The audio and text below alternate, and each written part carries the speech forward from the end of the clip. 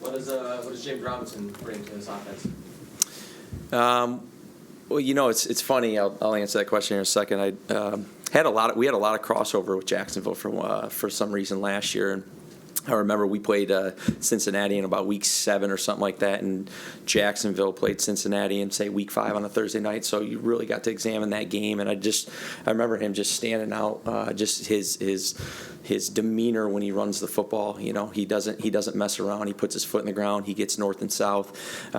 As far as the man and the character, you guys will get to know him. But it's I got so many texts after Joe made the move about what kind of guy he is and what he's going to do for this building in such a positive way. So real excited to have him. I thought that was a great job by Joe and the staff. When you were in San Fran, you guys had a 3-man rushing attack there with Matt, Tevin, and Mostert. Is that kind of what you imagined this becoming with the 3 guys you got now? It could. That kind of organically happened because of, unfortunately, because of the game and injuries. It started out as heavy Matt Breida with a little bit of Tevin. By about week 7 or so, Matt was really struggling with some injuries, and that's where Raheem, got his op. Raheem carried the ball a little bit in the first part of the year, but then in the back part of the year had over 1,000 yards over 8 games, and really sprung. And then Tevin kind of was a fixture throughout and just would have periodic where he'd miss a game or miss a half or something like that with a little nick. So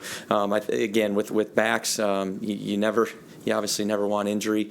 It is part of the sport, somewhat part of playing that position, and you just want to keep them as fresh. And again, kind of like I said, I won't use the Golden State analogy, but whoever's got the hot hand, you try to roll with. How has Michael Carter handled everything? I know you have strong feelings for him, but just starter, then not getting as many touches, and now this happens, and then you make a trade. How is he handling? Yeah, he's a pro. He wants to win, So he is. I probably have as much dialogue with Michael Carter for a lot of reasons. I have more respect for him as a human than I do even as a player and a coworker.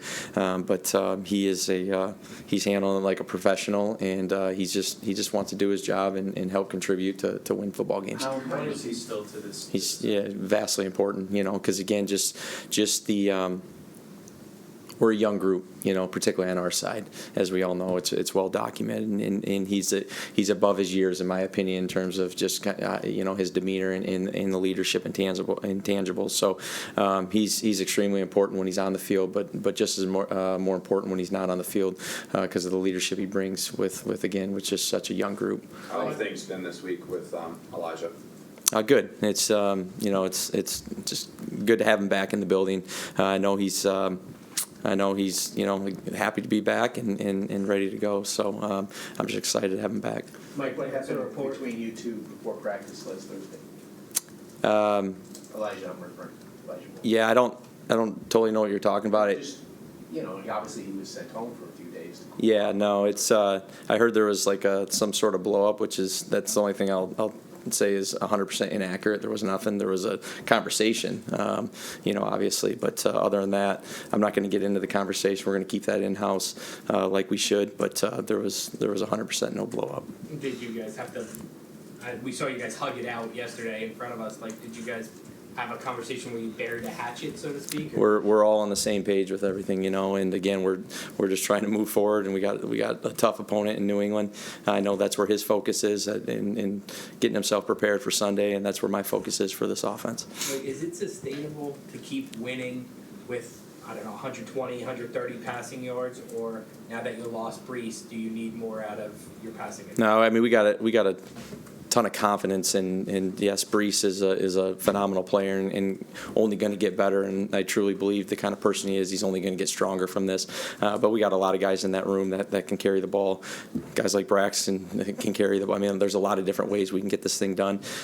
We've done what we felt like we needed to do with the opponents we've been going against, particularly going into their environment. Every week's going to be a little bit different. Like I said last week, it might be completely the same versus New England, or it might be completely different, or it might be somewhere in between. Who knows where this thing's going to go? But we got a plan. Our guys know the plan, and we're going to move forward with it. Mike, there was obviously Elijah wants the ball. He wants to contribute on offense.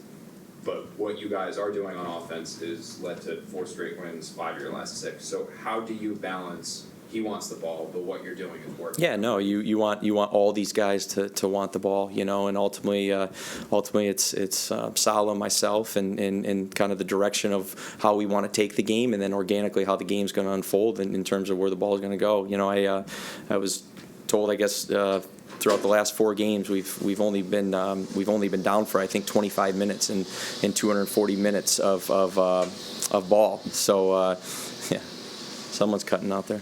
But you know, and so that's kind of where the games took us in those 4 games, you know, and when Elijah or any of the other guys need to step up, we know they will, and we have confidence in that. You mentioned like he obviously wants the ball, but I mean, I don't think it's always common that like, yeah, a guy wants the ball, but then if he's not getting it, he's like, I want out, then that's it. I want to be traded, which is what, you know, kind of you made the request to Joe. So is that is it in the back of your mind going into this game like let's get Elijah as well? No, in the back of my mind is how can I help this offense move the ball and go win a football game for, you know, this organization? How can we play complementary football? You know, again, coming up with a plan and putting these guys in the best position to be successful is what we do Monday through Thursday. And then kind of from Thursday night on, you're just trying to piece that thing together, how you're going to call it. Again, we had this conversation 2 weeks ago with, you know, just organically, you know, throughout the day, just seeing Olbrich and talking with Salah, how their plan's going. And again, you know, I think it's been pretty cool in terms of winning as a team, and whether it be special teams, defense, offense, you know, there's been a lot of complementary football, and you know, we're going against the team that's probably done it the best over the last 20-some years since Bill's been there. They are unbelievable at playing complementary football. That's what they've always preached, and they do whatever's necessary to win football games. And so we get a great challenge trying to go against that this week. Did Denzel show you enough to have a role going forward? Yeah, no, I was really pleased with you know, Mims stepping up. Obviously, there was quite a few guys. You know, that second quarter was wild, right? I mean, just with Brees going down, Corey, AVT. I mean, it was wild on the headset in terms of like every other play. It seemed like someone was going down, and then you know, in the middle of a series, you had to make almost an adjustment of where people were.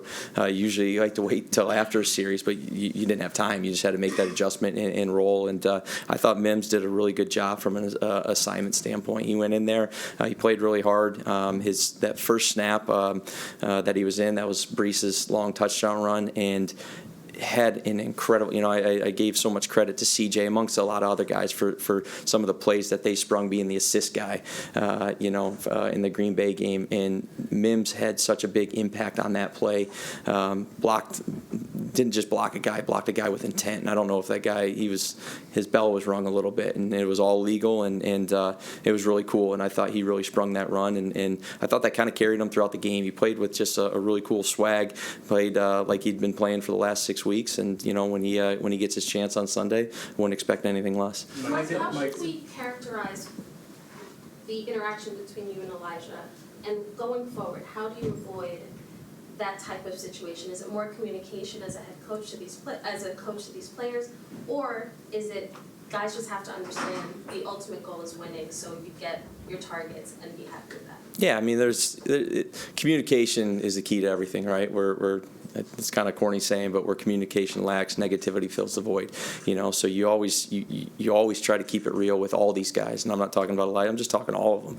You know, Zach and I have tough conversations. That's the nature of this beast. That's the nature of most professions. And if you can't keep it real with each other, then a lot of the times, you know, bad things happen. You know, you pride yourself in being truthful and having relationships with these guys. We're going to continue to do that. We're going to continue to build. We're a young group. We're still learning how to do this thing together, and I believe we're going to get to where we want to get to. With a usage question with Elijah is that he's played obviously a lot outside. I know that's very similar to how you guys used him last year, but if he's a player that maybe, while he can play outside, he could potentially be better in the slot, would you guys consider giving him more reps inside and Garrett more reps outside? Is that Yeah, we'll consider everything, and again, every week's going to be a little bit different. A lot of the times, it depends on what the defense is doing too. You know, if you're going to pack it in the inside, which is a lot of what we've seen over the last few weeks, where people are just packed inside the numbers, you're forced to play a little bit more outside, or find different ways to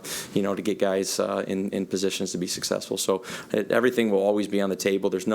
In this system, there's no like slot guy, inside guy, outside. Like you can move people around anywhere. Like you see Corey in the slot at times, but I don't think anyone would look at Corey as a slot. But there's a lot of times if you looked at his alignment, he is the slot player for that one, so that'll always be fluid. How important is timing in the passing game? And how would you say Zach, is it still an area, like, how is he throwing on rhythm and in timing? 'Cause Yeah. there does seem to be times where he's holding it a little bit. Yeah, timing's crucial in the passing game, right? But there's two different sets of timing. There's timing versus zone coverage when guys are not getting disrupted at the line of scrimmage, and then there's timing versus man coverage. And when you're going against man, as much as you want to do to throw it like you did in routes on air with no one in front of them, it's different. There's a human that is guarding you that is disrupting your timing. So that is just something that again we're all trying to build to. Again, he's thrown to a lot of guys that he's just started kind of throwing to in the last year, right? And so that is just something that we're going to continue to work on and get better at. Mike, you've gone against some good defenses lately. What's it like going up against Belichick's defense? Yeah, you're right, because it's like a broken record right now. I mean, I feel like we're playing the top pass defense every single week right now. Green Bay was top 5, Denver was top 2 or 3, and these guys are number 2 right now. And so it's an incredible challenge. These guys have done it very well for a long time. And when you pop on the tape, they're still doing it well. They're as well coached as anyone in this league, particularly with their man coverage, particularly with their techniques. It's just Bill and his staff.